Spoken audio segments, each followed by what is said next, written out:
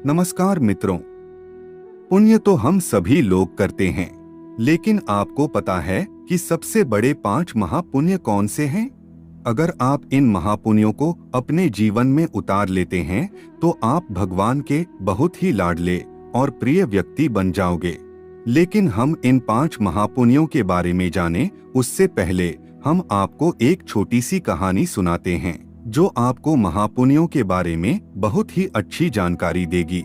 धर्मानंद नाम का एक राजा था जो बड़ा ही प्रजापालक था। वह हमेशा लोगों के हित के बारे में सोचता था और कार्य करता था। वह इतना कर्मठ था कि अपना सुख दुख ऐशो आराम सब कुछ छोड़कर सारा समय लोगों के कल्याण में लगा देता था। और वह जन कल्याण के कार्यों में इतना व्यस्त था कि भगवान की भक्ति और पूजा पाठ के लिए भी समय नहीं निकाल पाता था। एक बार वह राजा सुबह सुबह वन की तरफ भ्रमण करने के लिए जा रहा था। तभी रास्ते में एक दिव्य पुरुष को देखा। राजा ने उस दिव्य पुरुष को प्रणाम किए तो उस दिव्य पुरुष ने अपना परिचय देते हुए कहा कि वह परमेश्वर का दूत है। उस दिव्य पुरुष के हाथ में एक लंबी चौड़ी पुस्तक थी, जिसे देखकर राजा ने उस देवता से पूछा, भगवन, आपके हाथ में यह कौन सी किताब है? तब वह देवता बोले कि यह हमारा वही खाता है जिसमें सभी भजन भक्ति करने वालों के नाम है। राजा को भी उस किताब में अपना नाम जानने की उत्सुकता हुई, तो राजा ने कहा कि कृपया देखिए तो इस किताब में कहीं मेरा नाम भी है या नहीं। वह दिव्य पुरुष किताब का एक एक पृष्ठ उलटने लगे, परंतु राजा का नाम कहीं भी नजर नहीं आया। राजा ने देवता को चिंतित देखकर कहा, महाराज, आप चिंतित ना हो, आपके ढूंढने में कोई भी कमी नहीं है। वास्तव में ये मेरा दुर्भाग्य है कि मैं भजन कीर्तन के लिए समय नहीं निकाल पाता और इसीलिए मेरा नाम यहाँ नहीं है। उस दिन राजा के मन में आत्मग्लानि सी उत्पन्न हुई, लेकिन इसके बावजूद उन्होंने इसे नजरअंदाज कर दिया और पुनः परोपकार की भावना लिए दूसरों की सेवा करने में लग गए। कुछ दिन बाद राजा फिर सुबह वन की तरफ टहलने के लिए निकले तो उन्हें वही देव महाराज के दर्शन हुए। इस बार भी उनके हाथ में एक पुस्तक थी।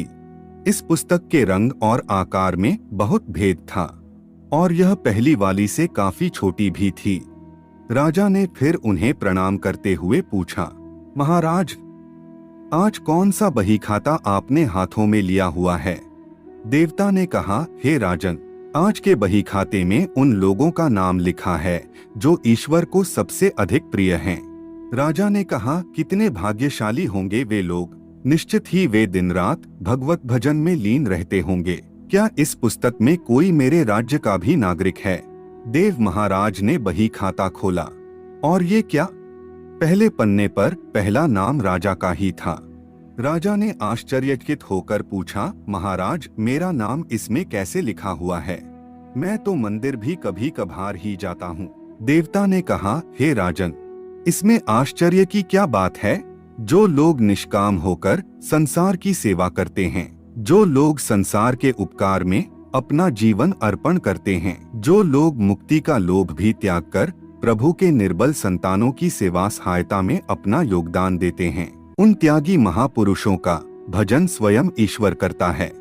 हे राजन, तू मत पछता कि तू पूजा पाठ नहीं करता, लोगों की सेवा कर, तू असल में भगवान की ही पूजा करता है। परोपकार और निःस्वार्थ लोक सेवा किसी भी उपासना से बढ़कर हैं। अब हम आपको 5 महापुण्यों के बारे में बताते हैं। नंबर 1, अन्न पुण्य। किसी भूखे को भोजन कराना, चाहे वह मनुष्य हो या जानवर, अपने सच्चे हृदय से उनको भोजन कराना, यह पहला सबसे बड़ा पुण्य है। नंबर 2, शयन पुण्य। निराश्रित मनुष्य या जानवरों को आश्रय देना, यह दूसरा सबसे बड़ा पुण्य है। नंबर 3, वचन पुण्य। यदि आपके पास ना भोजन है और ना धन है किसी को दान करने के लिए, तो आप अपनी निर्दोष वाणी से व अपने मधुर शब्दों से अन्य के दुखों को सुख में परिवर्तित कर सकते हैं, अर्थात उन्हें सुख पहुंचा सकते हैं। नंबर 4, नमस्कार पुण्य। अपने से बड़ों व छोटों के प्रति नम्रता पूर्ण व्यवहार रखना, यह सबसे बड़ा पुण्य है। बड़े बुजुर्गों के चरण स्पर्श करने मात्र से ही आपके पाप पुण्य में बदल जाते हैं। नंबर 5, मन पुण्य। हृदय में सभी प्राणियों के प्रति सुख की भावना रखना और अहिंसा का पालन करना बड़ा पुण्य है। अर्थात पुण्य वह है जो आप अपने पवित्र हृदय, द्वेष मुक्त चित्त व मस्तिष्क के उच्च भाव व उच्च विचारों के साथ करते हैं। तो मित्रों, आज की यह प्रस्तुति आपको पसंद आई है तो प्रस्तुति को लाइक अवश्य ही करें और ऐसी ही मूल्यवान बातों को जानने के लिए आप हमारी चैनल आर्यलोक को सब्सक्राइब कर सकते हैं। धन्यवाद।